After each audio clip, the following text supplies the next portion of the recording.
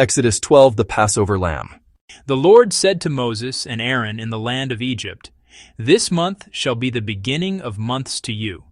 It is to be the first month of the year to you.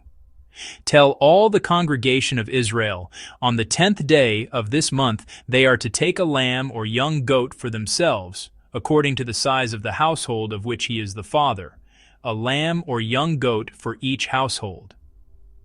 Now if the household is too small for a lamb to be consumed, let him and his next-door neighbor take one according to the number of people in the households. According to what each man can eat, you are to divide the lamb. Your lamb or young goat shall be perfect, without blemish or bodily defect, a male a year old. You may take it from the sheep or from the goats. You shall keep it until the 14th day of the same month.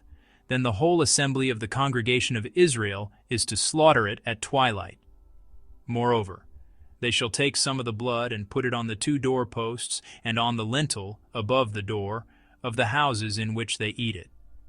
They shall eat the meat that same night, roasted in fire, and they shall eat it with unleavened bread and bitter herbs. Do not eat any of it raw or boiled in water, but roasted in fire, both its head and its legs, along with its inner parts. You shall let none of the meat remain until the morning, and anything that remains left over until morning you shall burn completely in the fire. Now you are to eat it in this manner. Be prepared for a journey, with your loins girded, that is, with the outer garment tucked into the band, your sandals on your feet, and your staff in your hand. You shall eat it quickly. It is the Lord's Passover.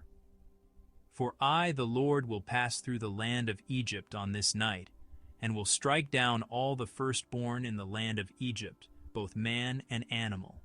Against all the gods of Egypt I will execute judgments, exhibiting their worthlessness. I am the Lord. The blood shall be a sign for you on the doorposts of the houses where you live. When I see the blood, I shall pass over you, and no affliction shall happen to you to destroy you when I strike the land of Egypt. Now this day will be a memorial to you, and you shall keep it as a feast to the Lord. Throughout your generations you are to celebrate it as an ordinance forever. In the celebration of the Passover in future years, 7 days you shall eat unleavened bread, but on the first day you shall remove the leaven from your houses, because it represents the spread of sin. For whoever eats leavened bread on the first day through the 7th day, that person shall be cut off and excluded from the atonement made for Israel. On the first day of the feast you shall have a holy and solemn assembly, and on the 7th day there shall be another holy and solemn assembly. No work of any kind shall be done on those days, except for the preparation of food which every person must eat, only that may be done by you. You shall also observe the Feast of Unleavened Bread, because on this very day I brought your hosts, grouped according to tribal armies, out of the land of Egypt.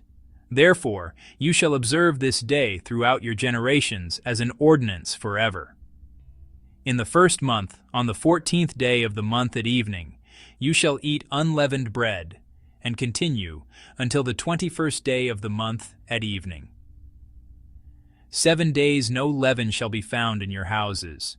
Whoever eats what is leavened shall be cut off and excluded from the congregation of Israel, whether a stranger or native-born. You shall eat nothing leavened. In all your dwellings you shall eat unleavened bread. Then Moses called for all the elders of Israel and said to them, Go and take a lamb for yourselves according to the size of your families, and slaughter the Passover lamb.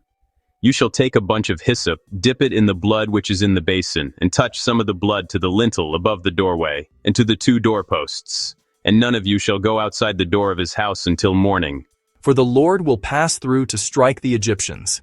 And when he sees the blood on the lintel and on the 2 doorposts, the Lord will pass over the door, and will not allow the destroyer to come into your houses to slay you. You shall observe this event, concerning Passover, as an ordinance for you and for your children forever. When you enter the land which the Lord will give you as he has promised, you shall keep and observe this service. When your children say to you, What does this service mean to you? You shall say, It is the sacrifice of the Lord's Passover, for he passed over the houses of the Israelites in Egypt when he struck the Egyptians, but spared our houses. And the people bowed their heads low and worshipped God. Then the Israelites went and did as they had been told. Just as the Lord had commanded Moses and Aaron, so they did. Now it happened at midnight that the Lord struck every firstborn in the land of Egypt, from the firstborn of Pharaoh who sat on his throne to the firstborn of the prisoner who was in the dungeon, and all the firstborn of the cattle. Pharaoh got up in the night, he and all his servants and all the Egyptians, and there was a great cry of heartache and sorrow in Egypt, for there was no house where there was not someone dead. Then he called for Moses and Aaron at night and said, "Get up, get out from among my people, both you and the Israelites, and go serve the Lord as you said. Take both your flocks and your herds as you have said, and go and ask your God to bless me also." The Egyptians anxiously urged the people to leave, to send them out of the land quickly, for they said, "We will all be dead." So the people took their dough before it was leavened, their kneading bowls being bound up in their clothes on their shoulders. Now the Israelites had acted in accordance with the word of Moses, and they had asked the Egyptians for articles of silver and articles of gold and clothing. The Lord gave the people favor in the sight of the Egyptians, so that they gave them what they asked. Now the Israelites journeyed from Ramesses to Succoth, about 600,000 men on foot, besides the women and the children.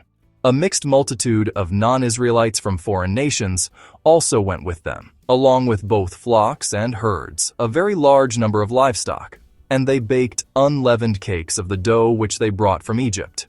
It was not leavened, since they were driven quickly from Egypt and could not delay, nor had they prepared any food for themselves.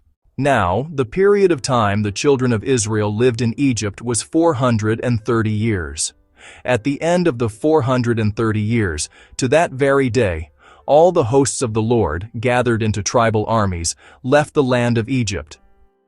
Ordinance of the Passover is a night of watching to be observed for the Lord, for having brought them out of the land of Egypt. This same night is for the Lord, to be observed and celebrated by all the Israelites throughout their generations. The Lord said to Moses and Aaron, "This is the ordinance of the Passover.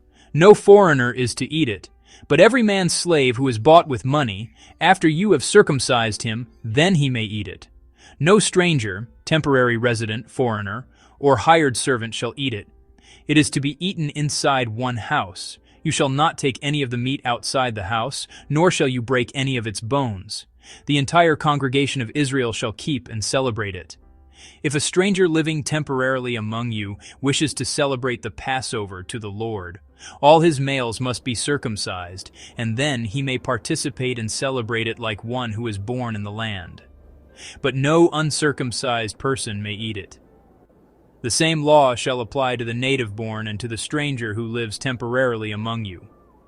Then all the Israelites did so. They did just as the Lord had commanded Moses and Aaron. And on that very same day, the Lord brought the Israelites out of the land of Egypt by their hosts.